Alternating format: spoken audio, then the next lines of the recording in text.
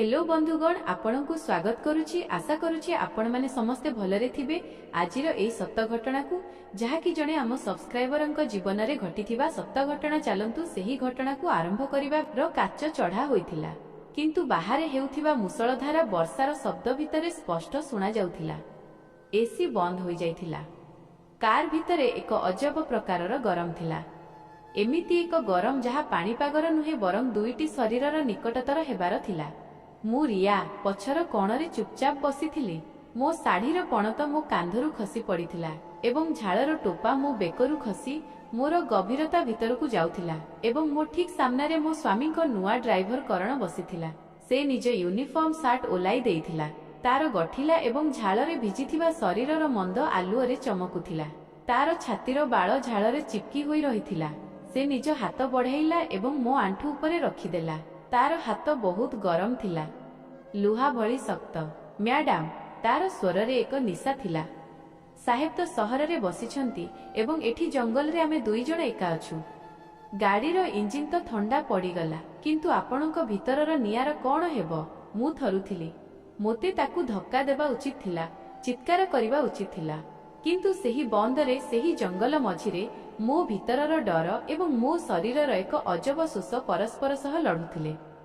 से धीरे धीरे निजकू पछकू करिदेला, जहाद्वारा आम मध्यरे थिबा बाकी दूरता मध्य शेष होईगला। आजी केही देखु नाहंती कि केही सुनु नाहंती। से मो मुह पाखकू आसिला, एते पाखकू जे तार गरम निश्वास मो ओठरे बाजुथिला। आजी अनुमति देई दियंतु। एवं तापरे सेईर सेंट्रल लॉकिंग बटन दबाई देला एवं तापरे सेही रातिरे रे मो सहित से जहा कला ताहा आपणको रूम टांकुरी देव। बंधुगण, सेही जंगल राति पर्यंत मु केमिति पहुंचिली एहार कहानी सकाळु आरंभ होइथिला। मो नाम रिया, बयस 28 वर्ष। मो स्वामी विक्रम सहरर जणे बड़ बिल्डर। तांको पाखरे धनर कोनोसी अभाव नाही, बस अभाव अछि त समयर। आम बाहाघर को 3 वर्ष होई गलानी, किंतु आम संपर्क केवल बेडरूम कांथ मझिरे किछि मुहूर्तर अतिथि होई रहि जाइथिला।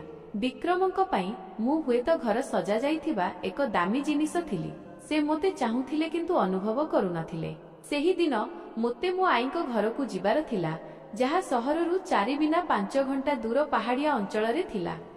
विक्रमंकर किछि जरूरी मीटिंग थिला, तेणु से जाई पारिले नाही। रिया, मु नुआ ड्राइवर रखिछि करण, से तुमको छाड़ी दब। बहुत विश्वासी पिला, विक्रम फोन रे कही रखिदेले। जेतेबेले मु पोटिको को आसिली, मु करण को प्रथम थर पई देखिली। से कौनसी साधारण ड्राइवर भली लागु नथिला। बयस एही 25 बिना 26 हेबो। लंबा उच्चता, श्यामल रंग एवं एमिति आखि जहा सीधा आपणक आखि को नुहे बरं आपणक भितर को चाहुथिला। से खाकी यूनिफॉर्म पिंधिथिला, किंतु तार बाहु सेही शार्ट रे कसी होई रहुथिला। नमस्ते मैडम, से नेई करी सलाम कला एवं मो पई पछ सीट द्वार खोलिला।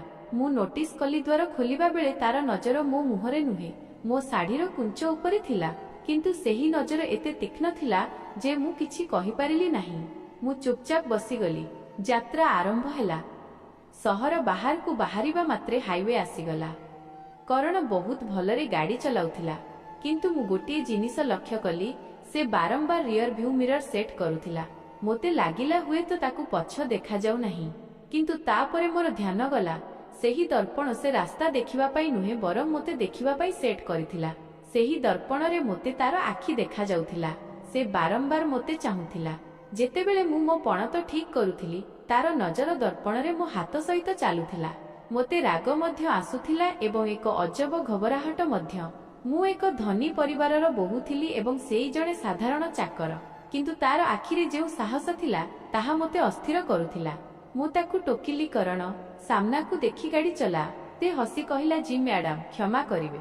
से क्षमा तो मागिला, किंतु तार मुहरे एक हालुका हस थिला, जेमिति से कहूची चोरी धरा पड़ीगला किंतु मजा आसिला। अपराह्न 9टा बाजिथिला। पाणीपाग हठात बदलिबाकू लागिला। कला बादल घोटी आसिला एवं दिन रे ही संध्या भली अंधार होईगला। हठात करण गाड़ीटी को मेन हाईवे रु ओह्लाई एक कंचा खालखमा रास्ता को नेईगला। एहा कुआडे नेउछ?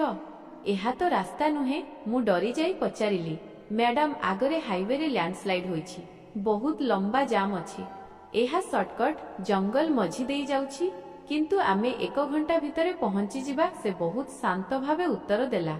मोते संदेह हेला, ମୁଁ ମୋ ଫୋନ୍ ଚେକ୍ କଲି, ସେଠାରେ ନେଟୱାର୍କ ନଥିଲା। ଫେରି ଚାଲ କରଣ, ଆମେରେ ଅପେକ୍ଷା କରିବୁ, ମୁଁ କହିଲି। ମ୍ୟାଡାମ ପଛକୁ ମୁଡ଼ିବା ପାଇଁ ଜାଗା ନାହିଁ। ରାସ୍ତା ବହୁତ ସଂକୀର୍ଣ୍ଣ। ଭରସା ରଖନ୍ତୁ, ମୁଁ ଅଛି ନା। ତାର ସ୍ୱରରେ ଏକ ଅଜବ ଓଜନ ଥିଲା। ମୁଁ ଅଛି ନା, ସେ ଏମିତି କହିଲା ଯେମିତି ସେ ମୋ ସ୍ୱାମୀ, ଡ୍ରାଇଭର ନୁହେଁ। ଗାଡ଼ି ଜଙ୍ଗଲ ଭିତରକୁ ଗଭୀର ହୋଇଗଲା। ଏବେ ଚାରିଆଡ଼େ କେବଳ ଘଞ୍ଚ ଗଛ ଥିଲା। ରାସ୍ତା ବହୁତ ଖରାପ ଥିଲା। ଗାଡ଼ି ଦୋହଲୁଥିଲା। ପ୍ରତ୍ୟେକ ଝଟକା ସହିତ ମୋ ଶରୀର ହଲୁଥିଲା ଏବଂ ଦର୍ପଣରେ କରଣର ନଜର ମୋ ହଲୁଥିବା ଶରୀର ଉପରେ ଥିଲା। ତେବେ ମୂଷଳଧାର ବର୍ଷା ଆରମ୍ଭ ହୋଇଗଲା। ଏମିତି ବର୍ଷା ମୁଁ ବହୁତ ବର୍ଷ ପରେ ଦେଖିଥିଲି। ବାହାରେ କିଛି ଦେଖାଯାଉନଥିଲା ଏବଂ ହଠାତ୍ ଗାଡ଼ିଟି ଏକ ଜୋରଦାର ଝଟକା ସହିତ ଅଟକିଗଲା। କ'ଣ ହେଲା? ମୋ ଛାତି ଧଡ଼ଧଡ଼ ହେବାକୁ ଲାଗିଲା। କରଣ ଇଗ୍ନିସନ୍ ବୁଲାଇଲା। ଗାଡ଼ି ଶବ୍ଦ କଲା କିନ୍ତୁ ଷ୍ଟାର୍ଟ ହେଲା ନାହିଁ। ଲାଗୁଛି ଇଞ୍ଜିନ୍ ଗରମ ହୋଇଯାଇଛି ମ୍ୟାଡାମ, କିମ୍ବା କାଦୁଅରେ ଫସିଯାଇଛି, ସେ କହିଲା। ତେବେ ଏହାକୁ ଠିକ୍ କର, ମୁଁ କହିଲି। ଚେଷ୍ଟା କରୁଛି, ଆପଣ ଭିତରେ ହିଁ ରୁହନ୍ତୁ। କରଣ ଛତା ଧରି ବାହାରକୁ ବାହାରିଲା। ସେ ବୋନେଟ୍ ଖୋଲିଲା। ବର୍ଷା ଏତେ ଜୋରରେ ଥିଲା ଯେ 2 ମିନିଟରେ ସେ ସମ୍ପୂର୍ଣ୍ଣ ଭିଜିଗଲା। ତାର ୟୁନିଫର୍ମ ତାର ଶରୀରରେ ଚିପକିଗଲା। ସେ ପୁଣି ଡ୍ରାଇଭର ସିଟ୍ ଭିତରକୁ ଆସିଲା। ସେ ବହୁତ ଜୋରରେ ହାକୁଟି ହେଉଥିଲା। ପାଣି ଟୋପା ତାର ବାଳରୁ ଝରୁଥିଲା। ସେ ନିଜ ଓଦା ସର୍ଟର ବଟନ ଖୋଲିବା ଆରମ୍ଭ କଲା। ଏହା କ'ଣ କରୁଛ? ମୁଁ ମୋ ମୁହଁ ବୁଲାଇ ଦେଲି। କ୍ଷମା କରିବେ ମ୍ୟାଡାମ, ବହୁତ ଗରମ ଲାଗୁଛି ଏବଂ କପଡ଼ା ଓଦା ଅଛି। ଶୀତ ଧରିଦେବ। ଯଦି ଆପଣଙ୍କ ଅନୁମତି ହୁଏ ତେବେ ସାର୍ଟ ଓହ୍ଲାଇ ଦେବି। ସେ ଏମିତି ପଚାରିଲା ଯେମିତି ଏହା ଏକ ସାଧାରଣ କଥା। ମୁଁ କ'ଣ କହିଥାନ୍ତି? ମୁଁ ହଁ କି ନାହିଁ କିଛି କହିଲି ନାହିଁ। ସେ ନିଜ ସାର୍ଟ ଓହ୍ଲାଇ ଦେଲା। ଏବେ ସେ କେବଳ ଗଞ୍ଜିରେ ଥିଲା। କାର୍ ଭିତରେ ତାର ଝାଳ ଏବଂ ବର୍ଷାର ମିଳାମିଶା ଗନ୍ଧ ବ୍ୟାପିଗଲା। ବନ୍ଧୁଗଣ, ଏକ ନିଛାଟିଆ ଜଙ୍ଗଲ, ମୂଷଳଧାରା ବର୍ଷା, ଏକ ବନ୍ଦ ଗାଡ଼ି ଏବଂ ଏକ ଅର୍ଦ୍ଧନଗ୍ନ ଯୁବକ ଡ୍ରାଇଭର। ଆପଣ ମୋ ଅବସ୍ଥା ବୁଝିପାରୁଥିବେ। ମୋ ହୃଦୟ ଏକ ପକ୍ଷୀ ଭଳି ଥରୁଥିଲା। କିଛି ସମୟ ଆମେ ଚୁପ୍ ରହିଲୁ। ଗାଡ଼ି ଭିତରେ ଗୁଳୁଗୁଳି ବଢ଼ୁଥିଲା। ମ୍ୟାଡାମ, ପାଣି ମିଳିବ କି? ମୋର ସରିଯାଇଛି, କରଣ ପଛକୁ ବୁଲି ପଚାରିଲା। ମୁଁ ମୋ ବୋତଲ ତା ଆଡ଼କୁ ବଢ଼ାଇଲି। ସେ ବୋତଲ ନେଲା, କିନ୍ତୁ ଜାଣିଶୁଣି ନିଜ ଆଙ୍ଗୁଠିକୁ ମୋ ଆଙ୍ଗୁଠି ସହିତ ଘଷିଦେଲା। ଏକ କରେଣ୍ଟ ଭଳି ମୋ ହାତରେ ଖେଳିଗଲା। ମୁଁ ଶୀଘ୍ର ହାତ ଟାଣି ନେଲି। ସେ ପାଣି ପିଇଲା। ପାଣି ପିଇଲା ବେଳେ ତାର ବେକର ଶିରାଗୁଡ଼ିକ ଟାଣି ହୋଇଯାଉଥିଲା। ପାଣିର କିଛି ଟୋପା ତାର ଛାତିରେ ପଡ଼ି ବାଳରେ ଛନ୍ଦି ହୋଇଗଲା। ସେ ବୋତଲ ରଖି ଏକ ଗଭୀର ନିଶ୍ୱାସ ନେଲା। ବହୁତ ଶୋଷ ଲାଗୁଥିଲା। ତାପରେ ସେ ଆଉ ବୁଲିଲା ନାହିଁ। ସେ ନିଜ ସିଟ୍ ଉପରେ ଆଣ୍ଠେଇ ପଛକୁ ମୋ ଆଡ଼କୁ ଚାହିଁବାକୁ ଲାଗିଲା। ମ୍ୟାଡାମ, ଗୋଟିଏ କଥା ପଚାରିବି, ଯଦି ଖରାପ ନ ଭାବନ୍ତି ତେବେ? କ'ଣ? ମୋ ସ୍ୱର ଥରୁଥିଲା। ସାହେବ, ଆପଣଙ୍କୁ ଏମିତି ଏକା କେମିତି ଯିବାକୁ ଦିଅନ୍ତି? ଏତେ ସୁନ୍ଦରୀ ସ୍ତ୍ରୀ ଏବଂ ସେ ପୁଣି ଏତେ ଯବାନ। ଯଦି ମୁଁ ତାଙ୍କ ଜାଗାରେ ଥାନ୍ତି ତେବେ ଆପଣଙ୍କୁ ଗୋଟିଏ ମୁହୂର୍ତ୍ତ ପାଇଁ ବି ନିଜ ନଜରରୁ ଦୂରେଇ ଦିଅନ୍ତି ନାହିଁ। ଏହା ବହୁତ ଅଧିକ ଥିଲା। ସେ ତାର ସୀମା ପାର କରିସାରିଥିଲା। କରଣ, ନିଜ ଜିଭ ଉପରେ ଲଗାମ ଲଗାଅ। ତୁମେ ଜଣେ ଡ୍ରାଇଭର ଭଳି ରୁହ, ମୁଁ ଗାଳି ଦେଲି। ସେ ଡରିଲା ନାହିଁ, ବରଂ ହସିଲା। ଡ୍ରାଇଭର ଅଛି ସେଥିପାଇଁ ତ ଗାଡ଼ି ଚଲାଉଛି ମ୍ୟାଡାମ। କିନ୍ତୁ ଗାଡ଼ି ହେଉ ବା ସ୍ତ୍ରୀ, ଯଦି ତାକୁ ସଠିକ୍ ଭାବେ ହ୍ୟାଣ୍ଡେଲ କରାନଯାଏ ତେବେ ସେ ଗରମ ହୋଇ ଅଧା ବାଟରେ ଅଟକିଯାଏ। ଯେମିତି ଏବେ ଆମ ଗାଡ଼ି ଅଟକିଗଲା ଏବଂ ହୁଏତ ଆପଣ ମଧ୍ୟ। ମୋ ଗାଲ ଲାଜ ଏବଂ ରାଗରେ ନାଲି ପଡ଼ିଗଲା। ଚୁପ୍ ରୁହ। ବାହାରକୁ ଯାଅ ଏବଂ ଗାଡ଼ି ଠିକ୍ କର। ଚେଷ୍ଟା ତ କରୁଛି ମ୍ୟାଡାମ, କିନ୍ତୁ ଲାଗୁଛି ଏହି ଗାଡ଼ି ଆଜି ଆଗକୁ ବଢ଼ିବାରେ ନାହିଁ ଏବଂ ବାହାରେ ଝଡ଼। ଆଜି ରାତି ହୁଏତ ଆମକୁ ଏଠାରେ ହିଁ କାଟିବାକୁ ପଡ଼ିବ। ଏଇଠି, ଏହି ଜଙ୍ଗଲରେ। ହଁ, ଏବଂ ଡରନ୍ତୁ ନାହିଁ, ମୁଁ ଅଛି ନା। ସେ ନିଜରୁ ଉଠିଲା। ମୋତେ ଲାଗିଲା ସେ ବାହାରକୁ ଯିବ, କିନ୍ତୁ ନା, ସେ ଆଗରୁ ଡେଇଁ ପଛକୁ ମୋ ପାଖକୁ ଆସିଗଲା। ମୋ ପାଟିରୁ ଚିତ୍କାର ବାହାରିଗଲା। ମୁଁ ଘୁଞ୍ଚି କରି ଦ୍ୱାର ପାଖରେ ଲାଗିଗଲି। ତୁମେ ପଛକୁ କାହିଁକି ଆସିଲ? ଆଗରେ ପାଣି ଗଳୁଛି ମ୍ୟାଡାମ। ସିଟ୍ ଓଦା ହୋଇଗଲା ଏବଂ ସେମିତିରେ ବି ଥଣ୍ଡା ଲାଗୁଛି। ଟିକେ ମଣିଷର ଗରମ ମିଳିଗଲେ। ସେ ତାର ହାତ ମୋ ସିଟ୍ ପଛରେ ବିଛାଇ ଦେଲା, ଯେମିତି ମୋତେ ଘେରି ନେଉଛି। ସେ ମୋର ବହୁତ ପାଖରେ ଥିଲା। ତାର ଶରୀରର ଉଷ୍ମତା ମୁଁ ଅନୁଭବ କରୁଥିଲି। ଦେଖ କରଣ, ମୋ ସ୍ୱାମୀ ଯଦି ଜାଣିବେ ତେବେ ସେ ତୁମକୁ ଜୀବନରୁ ମାରିଦେବେ। ମୁଁ ତାକୁ ଡରାଇବାକୁ ଚେଷ୍ଟା କଲି। ସେ ମୋ କାନ ପାଖରେ ନେଇଲା। ସାହେବଙ୍କୁ କ'ଣ ଜଣାପଡ଼ିବ ମ୍ୟାଡାମ? ସେ ତ ନିଜ ମିଟିଂରେ ବ୍ୟସ୍ତ ଥିବେ କିମ୍ବା ହୁଏତ ନିଜର କୌଣସି ସେକ୍ରେଟାରୀ ସହିତ। ଆପଣଙ୍କୁ କ'ଣ ଲାଗୁଛି ସେ କେବଳ କାମ କରନ୍ତି? से मोर दुर्बल स्थान रे हाथ रखिदेइथिला। मोर मध्य विक्रमଙ୍କ उपरे संदेह थिला। साहेब निज शोष बाहर मेंटाई दियंती। एवं आपण तो एक सुखिला नदी भली मैडम, जहाकू केवल एक बन्यार आवश्यकता अछि। तार कथा विष भली मो कान रे पशुथिला। से मोते सम्मोहित करुथिला। सेई तार हाथ मो हाथ उपरे रखिदेला। आपणक हाथ केते कोमल, से कहिला एवं मो पापुली को ओल्टाई चुंबन देला। मु स्तब्ध होई गली। मोते ताकू चापुड़ा मारिबा उचित थिला, किंतु मो शरीर मो साथ देउ नथिला। बहु वर्ष धरी केही पुरुष मोते एमिति देखि नथिला, एमिति छुई नथिला। से मो आखिरे एक असहायता देखिला एवं ताकू हाँ बोली भाबी नेला। मु जाने आपण मध्य चाहुछंती, से गुणु गुणु होई कहिला। से मोर अन्य हाथटीकू मध्य धरि नेला एवं मोते निज आड़कू टाणिला। आम दुहींक मध्यरे एबे कौनसी दूरता नथिला। करण ना एहा भूल, मु दुर्बल स्वर रे कहिली। किछि भूल नहीं रिया मैडम, जहा मन चाहे ताहा भूल केमिति होई पारे। से गोटिए हाथ मो अंटारे रखिला एवं अन्य हाथटी मो बेक पछरे। से मो केस खोलीदेला। आपण बहुत सुंदर। से मोते किस करिबा पाई नेला। मु तरली जाउथिली। मो आखि बंद करदेली। तेबे हठात तार नजर मो साड़ी पणत तले मो अंटारे बंधा होइथिबा चाबी गुच्छा उपरे पड़िला।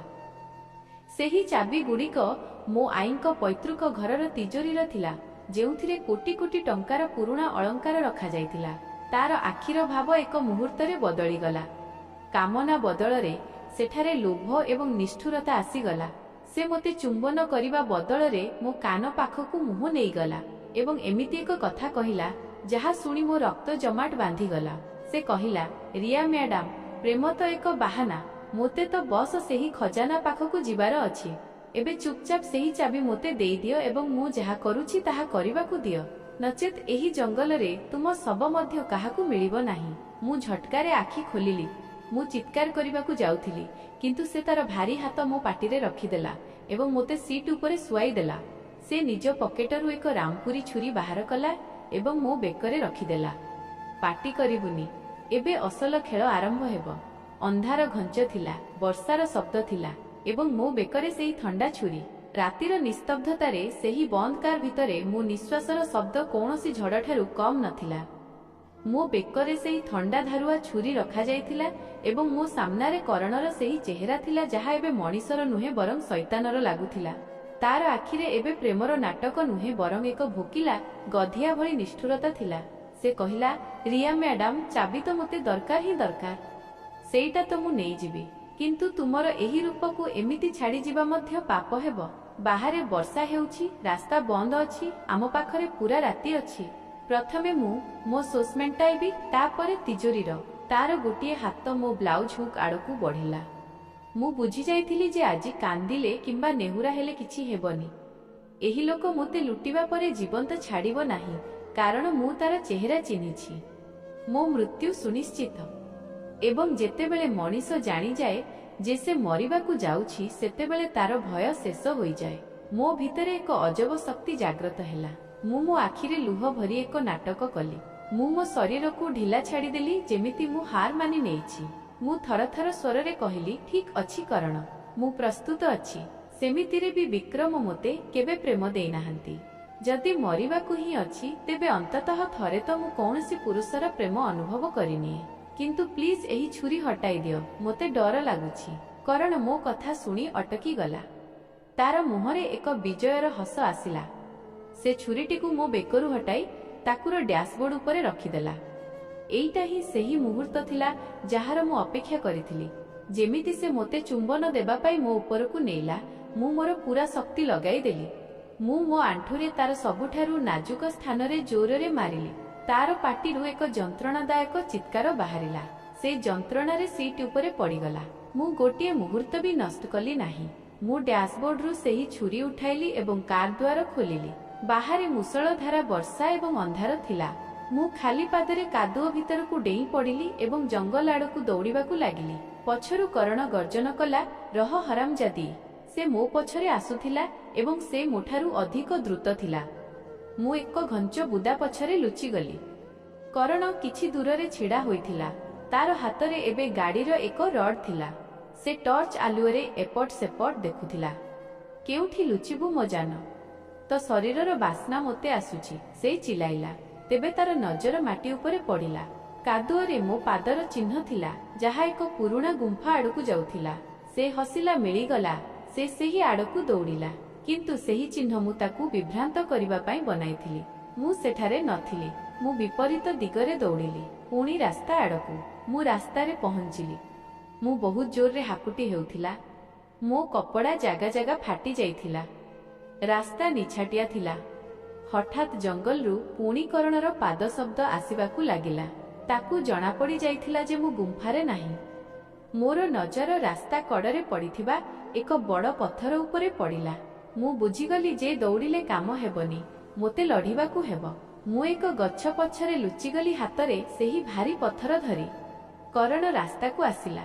ଯେମିତି ସେ ମୋ ଗଛ ପାଖ ଦେଇଗଲା, ମୁଁ ମୋର ସବୁ ଶକ୍ତି ଲଗାଇ ଜୟମା କାଳୀ କହି ସେହି ପଥରଟିକୁ ତାର ମୁଣ୍ଡରେ ମାରିଲି। ଏକ ଭୟଙ୍କର ଶବ୍ଦ ହେଲା। ସେ ସେଇଠି କାଦୁଅରେ ମୁହଁ ମାଡ଼ି ପଡ଼ିଗଲା। ସେ ଉଠିବାକୁ ଚେଷ୍ଟା କରୁଥିଲା, କିନ୍ତୁ ମୁଁ ସେହି ପଥରଟିକୁ ପୁଣି ତାର ହାତ ଉପରେ ମାରିଲି। ତାର ହାତ ଭାଙ୍ଗିଗଲା। ମୁଁ ତାର ହିଁ ଛୁରୀକୁ ତାର ବେକରେ ରଖିଦେଲି। ହଲିବୁନି, ମୁଁ ଏକ ସିଂହୀ ଭଳି ଗର୍ଜିଲି। କରଣ ଏବେ ନେହୁରା ହେବାକୁ ଲାଗିଲା। ସତ୍ କହ, ତୁ କେବଳ ଲୁଟେରା ନା ତୋତେ କେହି ପଠାଇଛି? ନା ନା ସାହେବ, କିଛି କରିନାହାନ୍ତି। ମୁଁ ଲୋଭରେ ଆସି ଯାଇଥିଲି। ତେବେ ଜଙ୍ଗଲର ଶାନ୍ତି ଭାଙ୍ଗି ଦୂରରୁ ଏକ ଗାଡ଼ିର ହେଡଲାଇଟ୍ ଦେଖାଗଲା। ଏକ ବଡ଼ ଏସ୍ୟୁଭି ଆମ ଆଡ଼କୁ ଆସୁଥିଲା। ମୋତେ ଲାଗିଲା କିଛି ସାହାଯ୍ୟ ଆସିଲା। ଗାଡ଼ିଟି ଆସି ଅଟକିଗଲା। ଦ୍ୱାର ଖୋଲିଲା ଏବଂ ଗାଡ଼ିରୁ ଯିଏ ଓହ୍ଲାଇଲା, ତାକୁ ଦେଖି ମୋ ହାତରୁ ଛୁରୀ ଖସି ପଡ଼ିଲା। ସେ ମୋ ସ୍ୱାମୀ ବିକ୍ରମ ଥିଲେ। ତାଙ୍କ ସହିତ 2 ଜଣ